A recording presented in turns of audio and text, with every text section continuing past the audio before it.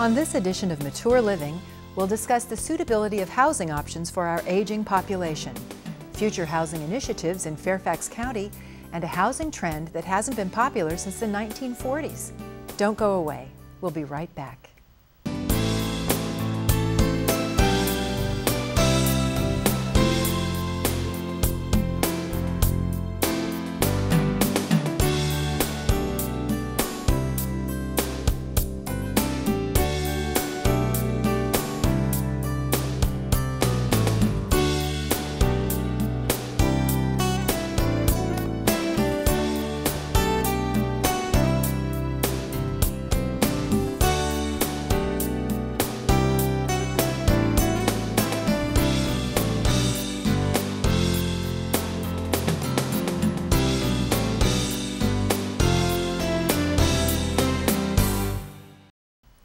I'm Ann Hall. Welcome to Mature Living, a program dedicated to the issues that matter most to aging adults and their families living in Fairfax County. Aging often entails reviewing the suitability of housing needs. What happens if you can't use the stairs or drive your car, or just need assistance with daily living activities? In other words, people change as they age. So housing requirements must accommodate these changes to maintain a good quality of life. With me to discuss future housing initiatives and housing trends for aging adults and families is Sharon Lynn, the director of the Fairfax Area Agency on Aging and lead county staff person in the development of the county's next Fairfax 50+ plan. John Payne, deputy director of the county's Department of Housing and Community Development. John heads a committee developing proposals for new initiatives in older adult housing. And Jim Lindsay, President and CEO of ACC Family, an area home health care agency. Jim has worked in home health for 20 years and is an adjunct faculty member at Georgetown University. Thank you, all of you, and thank you for joining us today. Thank you. Sharon, we understand that the county has been involved in developing a 50+ plan. Tell us about that plan. This plan has been in development over the last year or so. It's developed primarily by the Board of Supervisors and the Commission on Aging, and it's involved the public tremendously. We had a series of 14 forums last summer, and over 750 people participated. And the focus on this plan is involving the community in how we can make Fairfax County a more aging-friendly community, a lifelong community where people want to stay as long as they can. Right, right. So what are the next steps toward adopting this plan? Well, the plan, let me tell you a little bit more about how the plan was developed. The board, Supervisor Harity, who's the chair of the 50+ committee, which is in charge of the plan, established a steering committee and subcommittees. And those are made up of some county staff, but also community leaders, business folks, nonprofit folks, and representatives of the community, and they all work together to develop the initiatives based on the feedback that we had from the community and from the Commission on Aging. And there were 5 main areas that they focused on. One was services for older adults and family caregivers. One was housing and transportation. We also had community engagement and safe and healthy communities. So we really looked at the full gamut of what would be the different aspects of the community that would make it livable and wonderful for people to stay in. Very interesting. So how will the plan be implemented? The plan has actually already started to be implemented. We haven't received the formal approval from the Board of Supervisors yet, but they have reviewed it at a 50+ committee meeting in May, and they were really quite happy with what they saw. We have already held, for example, a senior employment fair where over 1,000 people came, and that was connected to an initiative called Entrepreneurship and Employment. And that is just one aspect of that initiative, but that's already started. We've already started a volunteer IT on-call program to help older adults, people over 60 in the community, who are having minor computer problems, and they can have a tech-savvy volunteer come out and just give them a little help with that. Sometimes they can even do it over the phone. So there are things like that that have actually already started. That sounds great. Now, John, housing is a big part of the 50-plus plan, right? So what are some of the issues that are connected to adult housing? Well, there are a number of issues. People wanting to stay in their homes is one of the issues, and how do you do that safely and with the changing health conditions that might be involved, or the transportation, lack of transportation. Accessibility, working on what types of improvements can be made and providing some guidelines for how those improvements have to be undertaken. Who do you talk to facilitate that type of work? The other thing is we're looking at some of the issues around technology, how that can be incorporated into assisting individuals to stay healthier in their homes. So there are a number of activities associated with that. Interesting. So one of the 50-plus plan initiatives has to do with a special exception, which has something to do with allowing construction of older housing near or within shopping centers and church properties, right? So yes, currently there's a part of the zoning ordinance which is called independent living, which allows individuals to apply for what we call a special exception. It's effectively a zoning action. But what it does, it provides opportunity to increase the density for independent living.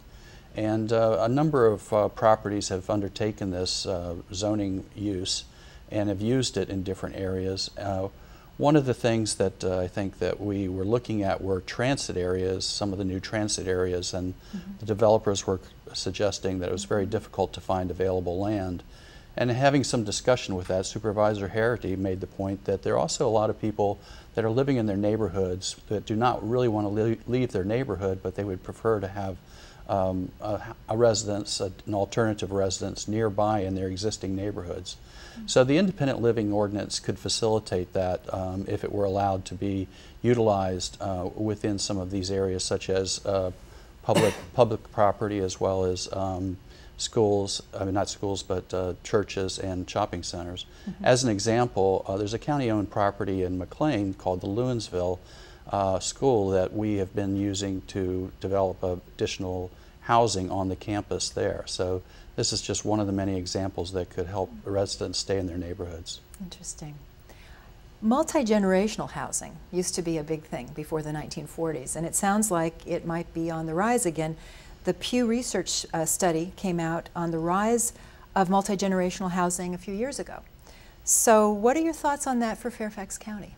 Well, there are two trends that I see in Fairfax. One is the trend of family sizes shrinking. And so as the family size shrinks, that means there's really probably more room in some of the existing residences to share. And oftentimes there is a need for a family relative to move to the area and become part of the family. And there are also issues such as daycare and other things which older adults can sometimes assist with. And so I do see that there will be more intergenerational housing. And you do think that this will be happening in Fairfax County? I do without believe so. Special changes or exceptions? Right, it's just as a natural kind of thing. Yes. Interesting.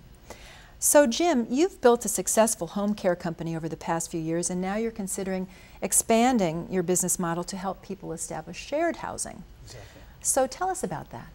Well, just what John mentioned in terms of shrinking sizes of families, it frees up bedrooms in and around Fairfax County where a person might have extra bedroom space in their home. They're aging in place, and they want to utilize or can utilize that bedroom for other people to have housing options. And so we're developing an initiative. It was already started several years ago, and we've picked it back up and looking at ways to get it to get legs under it. But it's where, if you have extra bedroom space in your home, is it possible for you to take on renters and use that income then for health care that you might need for yourself? And or if you're an independent senior, just extra income to live day to day. So it's called house share or home share, and it's an initiative in which we're seeing if there's a way to build that so that it protects the person whose home is, it's their home, and it protects their well-being, and yet provides affordable housing for different populations within Fairfax County. I see. Interesting. So who would benefit from shared housing in Fairfax County? There are actually 3 groups that would benefit. The first one certainly is the homeowner themselves, because they have underutilized space and it could utilize that in an income-producing way. The second one is a target market that we're looking at in terms of graduate students at local universities. George Mason as a starting point, but other universities as well. So they're more mature students. They're going to come in with a mature outlook, and they're looking for affordable housing options, and they're not long-term housing options. So they're here for 2 or 3 years, and then they're going to be moving on to the rest of their career, but a very stable and mature population. And then the third population is more of a contractor coming into the area. Their family may live outside the area somewhere, but they're coming into this area to work in a contracting environment, either throughout the week or in some version 2 weeks out of the month or whatever. And they are very stable. They don't want to buy a house. They don't need to rent an entire apartment. They just need a room to stay while they're working. Interesting. And we think that those 3 populations, the students, graduate students, the contractors coming into the government area, this area to do government work, and a senior that needs to utilize more of their house would be a nice match. That's great. So what are some of the issues that would make people less inclined to seek a shared housing arrangement? That's what I think has torpedoed the other initiatives, is there are so many variables. Number one, which is who's checking these people to make sure they're good, Right. who's making sure that this senior who's got a bedroom is not in a vulnerable position, is not being traumatized or at least bullied in some fashion by her renters, or and just is she doing well with these people, these strangers in her home? And then is there some way to monitor that? And so a home care agency, which we place people in the home all the time and then keep visiting them on a regular basis, we thought that would be a natural launch pad for a home share initiative, because we're in the home anyway. So then we can come in, build a model, see if it works. Interesting. Is this going on in other parts of the country? It there is. Something like this? Yeah, there are other places around the country that have working models, and it's one that we think the Washington area and Fairfax County in particular would benefit from. Interesting. Well, thank you so much for joining us today. This has been very interesting, and I wish you all the best with your efforts. Thank you. Thank you. Thank you. Up next, what do you think about multi-generational housing? We'll hear about the experience from one of our guests and the vast options of retirement living available in Northern Virginia.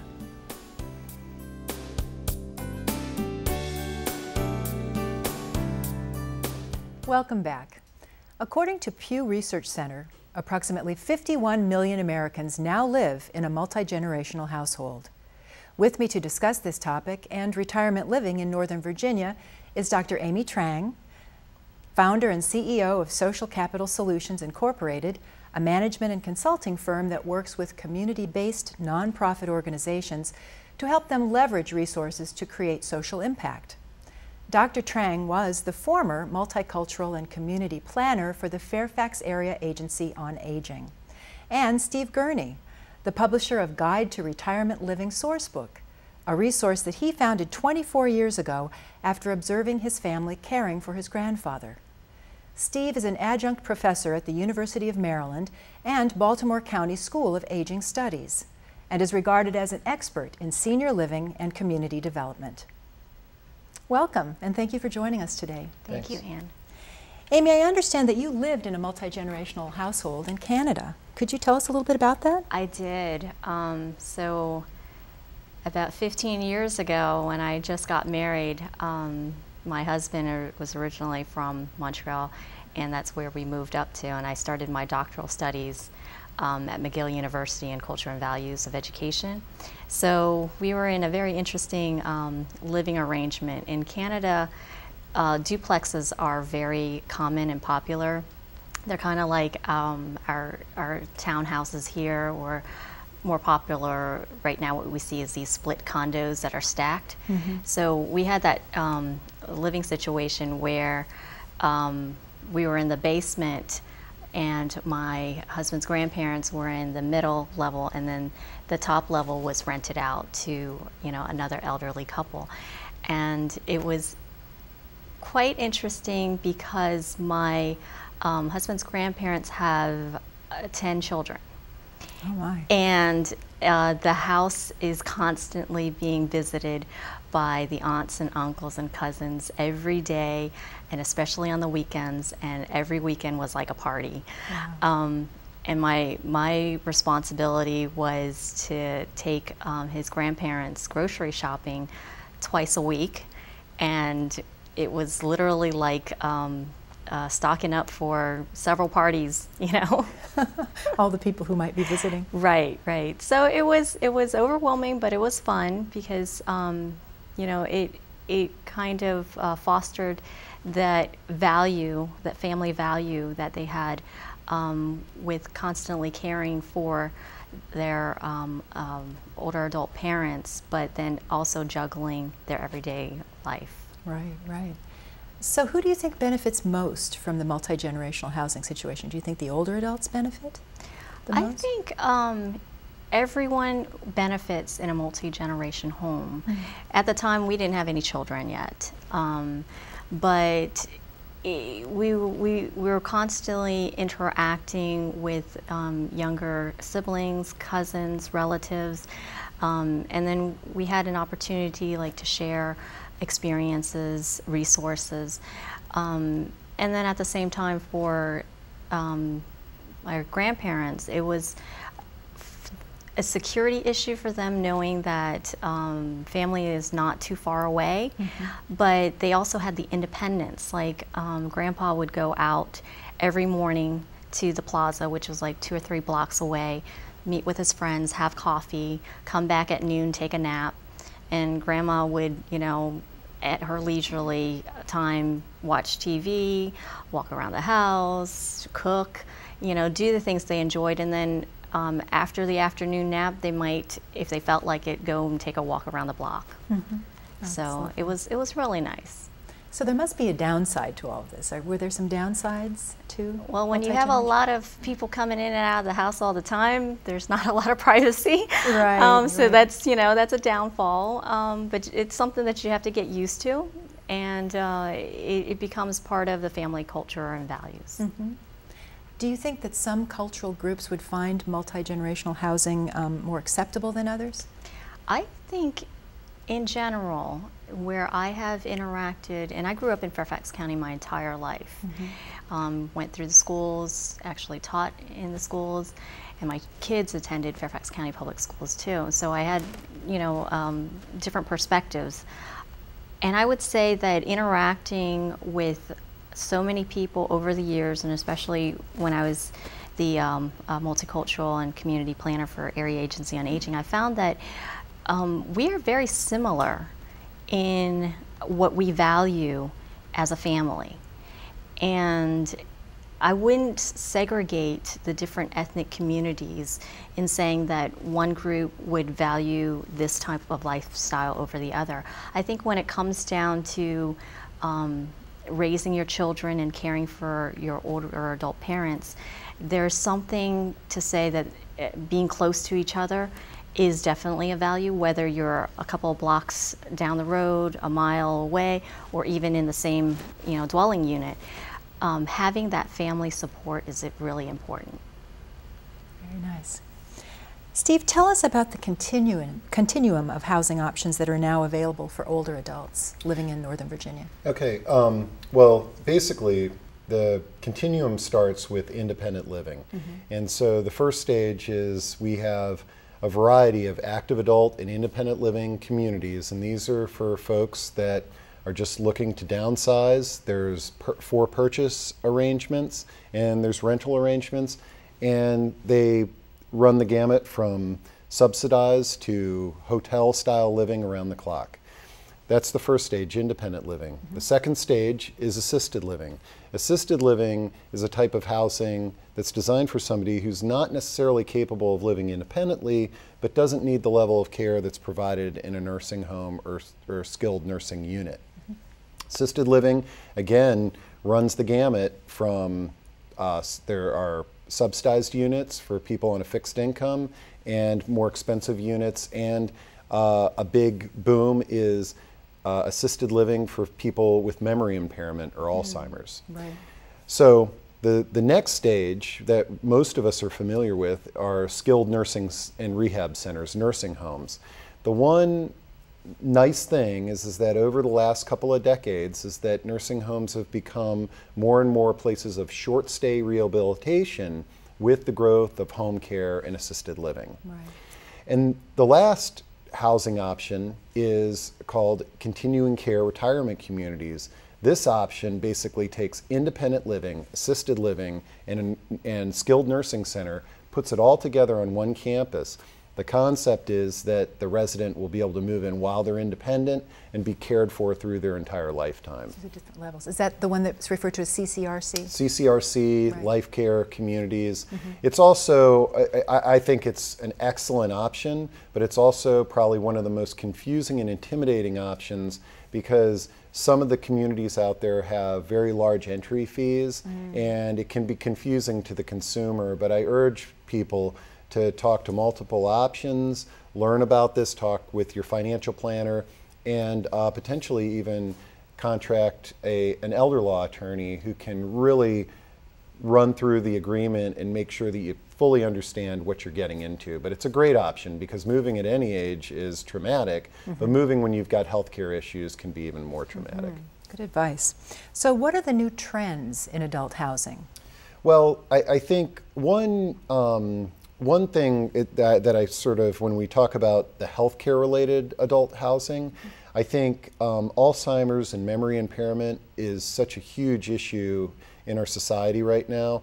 And frequently, many times people with memory impairment do not have physical impairment. Therefore, those people living in a nursing home, it would not be an ideal match. And so I think one of the biggest growth areas in the last decade has been Alzheimer's assisted living, so that somebody is living in a more home-like environment and they're able to be physically active even though they've got some form of memory impairment. The other option that I really like that is common in our area is sort of what I call enthusiast focused housing. And what I mean by that is that instead of just a pure senior housing community, you've got some sort of interest or affiliation aligned with that. In our region, we actually have about, I believe, 5 communities that are specifically focused for retired military and government workers. And so the concept here is that, yes, I'm moving into a senior living option, but I am moving in with a cohort that I really enjoy being around and I'm familiar with.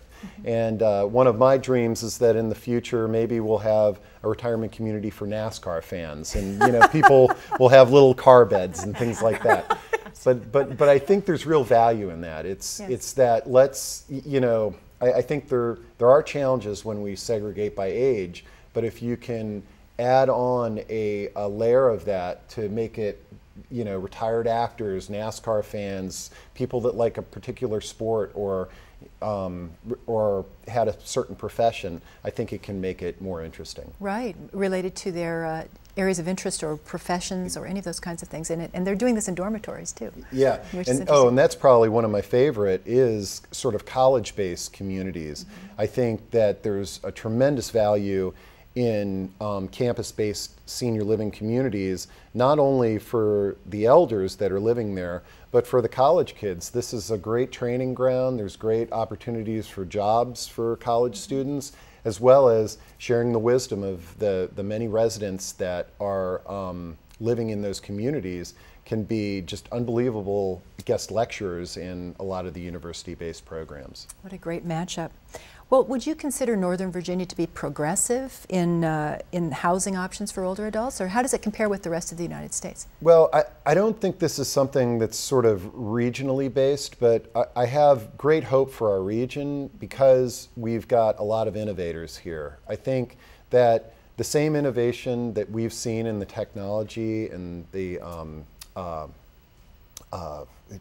the biotech field in our region, I think that as those innovators begin to sort of experience the system that we have for senior living firsthand, whether it be for themselves or for their loved ones, I think that they're gonna be part of what is gonna innovate our field, and they're going to demand something different than what's currently being offered. And so from that perspective, I think there will be a real shift in the culture of elder care in our region that may be a little bit faster than other parts of the country. Interesting. So do you see the multi-generational housing design and communities as part of that innovation? Absolutely. Over the last, 10 years or so, I've become a huge fan of multi-generational housing. The first sort of foray into that was I woke up one morning and realized I was this expert in senior housing, but I had never experienced it firsthand. And so I had a little project where I lived temporarily in 5 different senior living communities. One time I did it with my 6-year-old son. And that experience for me made me realize that these are great neighborhoods. These are fantastic places, and I feel like the elders actually have more to offer somebody like me than I have to offer them. But it's really a partnership when we're talking multi-generations, is that experience the wisdom, and perhaps I can assist with some of the things that they might need, and I shouldn't even be, that we might need to have done. The other project that really got me excited about multi-generational housing I did last summer, where I helped 2 professional soccer players who played for the Washington Spirit women's professional soccer team in Montgomery County, Maryland.